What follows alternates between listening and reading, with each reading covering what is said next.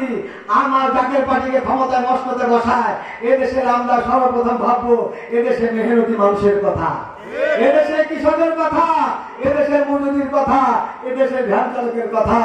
আপনার 54 বছর বসতে প্রশ্ন রাখতে পারেন কাঞ্চন ভাই, 54 বছর হয়ে গেল, এই 54 বছরের মধ্যে কত রাজনৈতিক দল, কত কোটিপতি, কত শিল্পপতি, কারো ভাগ্যের কোনো পরিবর্তন ঘটলো না। আপনার কিভাবে সম্ভব? আপনার টাকা নাই, পয়সা নাই, এই যে সমাবেশ করছেন, সমাবেশের মধ্যে খাওয়া দাওয়া আয়োজন করছেন, অর্থাৎ কথা লক্ষ্য করেন, আমরা আজকে যে সমাবেশ করছি, এই সমাবেশে কিন্তু একটা লোক ভাড়া দিয়ে আনছি, বলার তো নাকি কারো টাকা দিচ্ছেন না, আমরা নিজেদের টাকা, আমরা এই এলাকায় বাস স্ট্যান্ডে এই এলাকায় কারো কাছ থেকে 10 টাকা চাঁদা এনেছি, আমাদের সমাবেশ 100 টাকা 50 টাকা এনেছি আমরা না।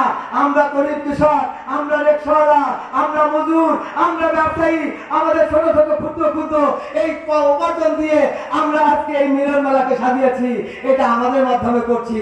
কিন্তু কোটিপতি যারা, তারা চলে যাচ্ছে, তারা এই দেশের টাকাগুলি লুটতরাজ করে নিয়ে যাচ্ছে। এদেশে প্রচুর পরিমাণে টাকা আছে, অর্থাৎ আমাদের দেশে আমাদের এদেশের মা বোনেরা, ভাইরা, বোনেরা বিদেশে থাকে, কঠোর পরিশ্রম তারা করে, দিন নাই রাত নাই, তারা একটু ঘুমানোর সময় পায় না, তারা একটু রান্না করে সময় পায় না, অত্যন্ত পরিশ্রম করে তারা এই দেশের রেমিটেন্স গুলি পাঠায়। আর আমাদের দেশের চোরের দল, তারা আমাদের সেই সম্পদকে চুরি করে নিয়ে বিদেশে বাহার করে, আর আমাদের ভাগ্য পরিবর্তন হয়। এদেশে যদি বাইরেকে যদি ভাগ্য পরিবর্তন করতে হয়, এদেশের মানুষের ভাগ্য পরিবর্তন করতে হয়, একটা সৎ মানুষ লাগবে, সৎ মানুষ লাগবে, পবিত্র মানুষ লাগবে। এই পবিত্র মানুষ ছাড়া এই ভূমি পবিত্র হবে না।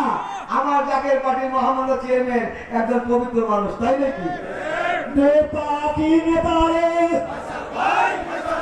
নেতা কি নেতা রে,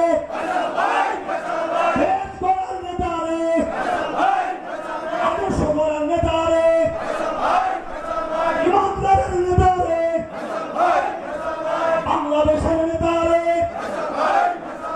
সারা বিশ্বের নেতা রে, জাতীয় পার্টির নেতা কর্মীর যে লোভ নাই তার প্রমাণ শোনে। এই 5ই আগস্টের পর, জুলাই নাকি, এই পরে যে সরকার অন্তর্বর্তীকারী সরকার হয়েছে, এই সরকারের সময় রিলিফ দিচ্ছে কিনা, স্লিপ দিচ্ছে কিনা, সমস্ত দেশে স্থগিত আছে না, চলমান।